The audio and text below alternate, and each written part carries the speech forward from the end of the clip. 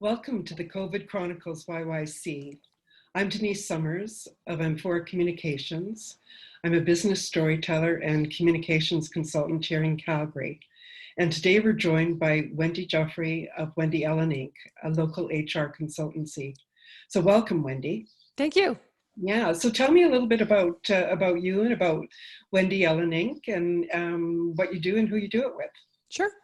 So we are what you would consider a generalist HR consulting firm, and we work predominantly with small to mid-sized business. So that's our niche market. We don't have a specific industry that we focus on. It's more the size of a company. And it's really, we're that resource for companies that don't have a need for a full-time HR complement, or perhaps they have more of an HR office administrative role, but need some more senior HR expertise. So that's really our focus from a business perspective.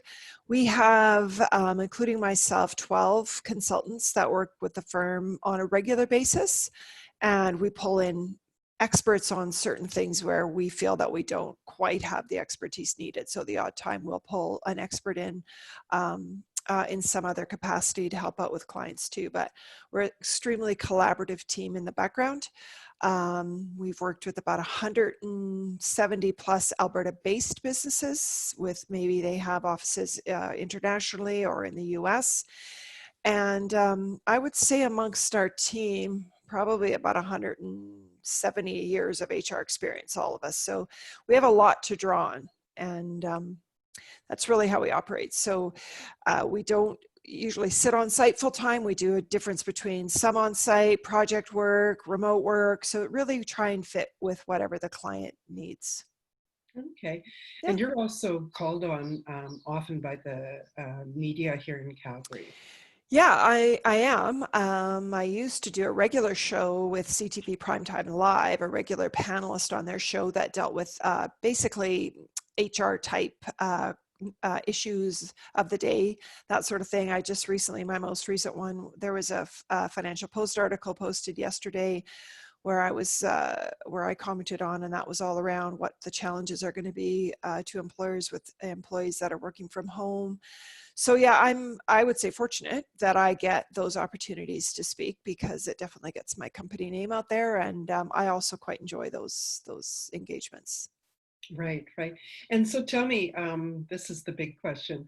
What's your differentiator? Why would I hire you? Well, I think there's a couple things, other than the fact that we do have a lot of experience amongst our team and we are very collaborative in the background. The client doesn't always see that because they deal with one specific consultant typically, but in the background, we're a super collaborative group. But I think our responsiveness,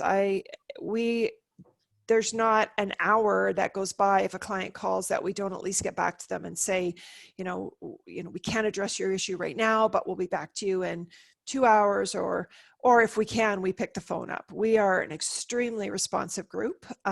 We understand HR doesn't always happen from 8 till 5 on a weekday. So all of my consultants work off their cell phones, and really if they can get their phone, they will get their phone. So extremely responsive. And secondly, we're very versatile. We've worked with, downtown office working environments to in the field, at the plants, putting on a pair of coveralls, and everything in between. So we're really a versatile team, and I specifically look for consultants with that ability, because small to mid-sized business is all over the place. Family business is a big part too. So, we understand that business very well.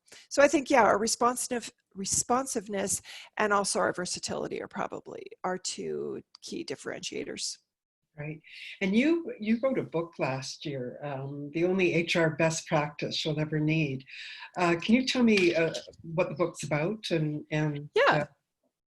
Yeah, I'm really quite proud of this book. And Denise, book probably wouldn't be ready and up and running and successful as it is without your help, because you were integral in the writing, editing, and also the publicity around it. But it's been really well received from anybody that's read it. And book is geared towards leaders of whatever type.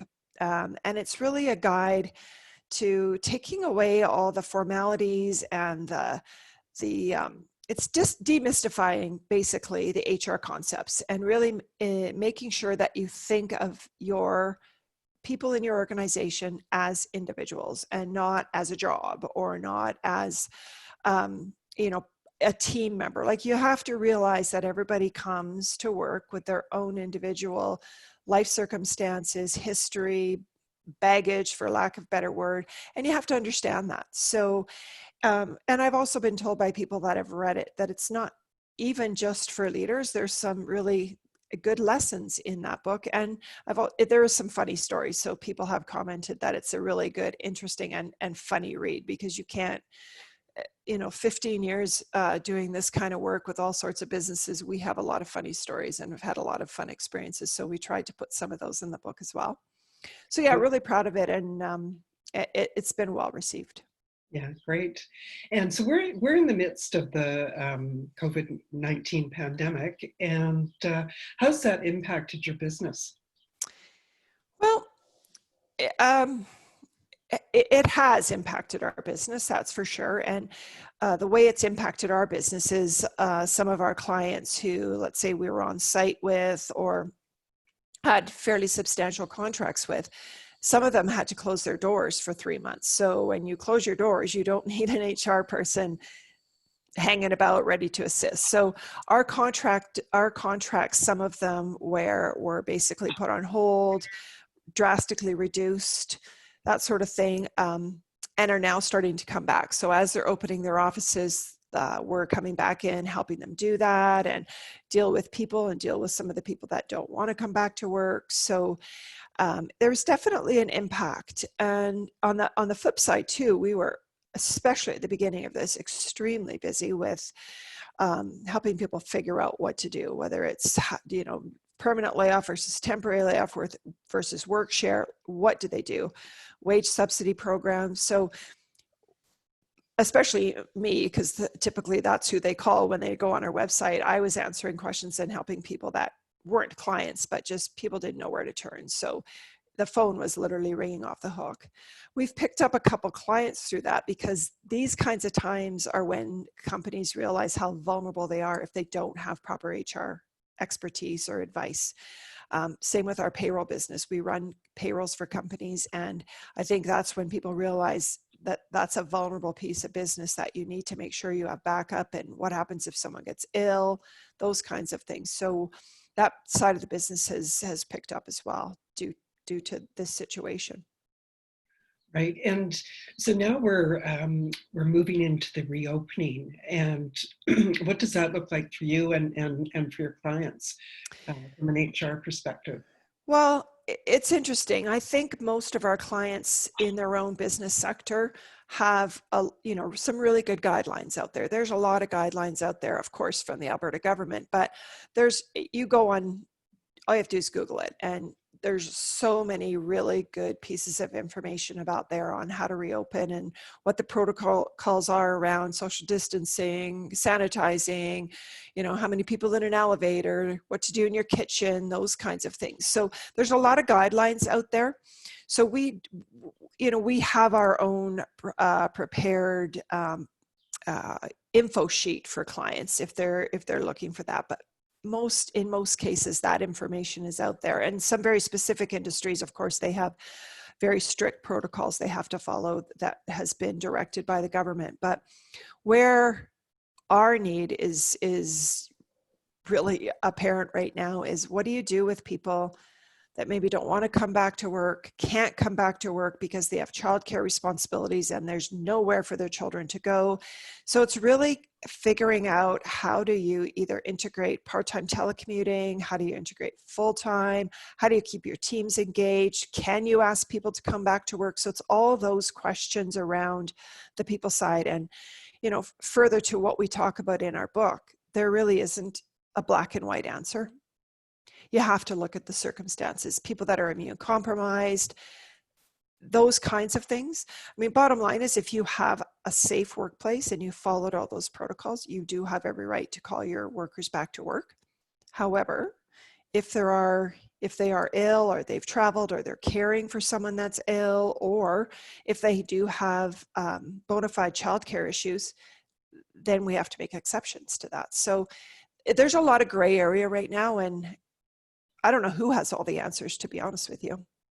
Yeah, I don't know if anybody does right I now. know. I think what's going to be interesting is 2 years down the road when you see some of the case law coming to print, and what's happened in some of those situations. But Right. And your book really addresses that, is looking at each individual situation in just general HR, and yeah, not taking a blanket approach yeah, to the way that you deal with employees. yeah, and I think that's key, like you said, in any time. But this, in a situation like this, it's even more crucial. And Right. also, I think going forward with what everybody has experienced during this time, there's going to be a lot more requests for alternative work arrangements. That younger generation that's very tech savvy and enjoys the fact that they don't have to commute. I think there's going to be a lot of opportunities to relook at how you configure your teams and how they work together. And so I think it's really going to be interesting times over the next couple of years. Yeah, absolutely. And so, what opportunities do you see for your business arising out of this? Do you see some new ways of doing things, or ways of working with clients? Yes and no, really. I mean, we've always worked in a lot of different ways. So we have an office in the Beltline, but we have a lot of my consultants that also utilize their home office, are at client sites, those kinds of things. So for our firm, the way we do business hasn't necessarily changed, but I think opportunities for us is we have to be progressive and upfront and out there with clients on giving some really good advice on how to make some of these alternative arrangements work. Right. And working with the employee, the managers, whatever, because I know already I'm starting to work with some managers who just don't quite get how to manage this workforce, and it's not going to be easy. And you have to really, this is where you have to really examine your corporate culture and how do you keep that intact, or do is it going to, well, I shouldn't even say is it going to evolve, it is going to evolve. So how do you manage that? Right, right. And so you've been in business for a long time, and do you have any words of advice for small business owners right now in this unusual and unprecedented time that we're in? Wow. I'll tell it to myself if I do. Yeah, I think really it's right now you got to watch your costs. And I think everybody's watching their costs. And I think the other thing too is you got to keep on top of your receivables. Don't let your receivables get out of hand, because you don't know what's going on in the world. And, I think the other thing is to really look at where you can make a mark in coming out of this pandemic, and how you can adapt your business to maybe stand a little bit ahead of your competitor, like showcase what your knowledge and your experience and how you can help. I think for companies like ours, I mean, I hate to say the reasoning, but I think a lot of companies downsized, and from what I see out there, they're rethinking how many full-time people do they need. So looking at how you can service clients and customers in a bit of a different way. I think innovation, you got to think out of the box, and you got to be really flexible and willing to work with your clients, not right. only on price, on everything, I think right now. Yeah, and I think what we're going to see as well is a very different downtown Oh, than we've experienced in the past. And well, right yeah, now it's a ghost town. I mean, yeah, the outskirts are busier than downtown. So yeah, yeah, it is. yeah. Okay, that kind of brings us to the end here, Wendy. Is there anything you'd like to add? I don't think so. I hope we do get back to what we see as a normal world again. And right now, sometimes when I look at what's going on, I don't even know what that is. But I'm looking forward to when people can give hugs and people can, stand close and be there not only to support each other verbally, but emotionally. And you don't get that on Zoom calls. It's that touch and that aura and all that is really felt when you're person to person. So all I can say is I'm looking forward to that day for sure. Yeah, I'm with you on that. It's like something's missing from the world, and it's that human contact and the ability to just hug somebody. And so I predict an epidemic of hugging in the next months. So that brings us to the end of our episode today. And so thank you for joining us, Wendy. And stay tuned to see the episode with Wendy and Calgary Strong. And let's support each other and get back to work. Good. Thanks. Bye-bye. Bye-bye.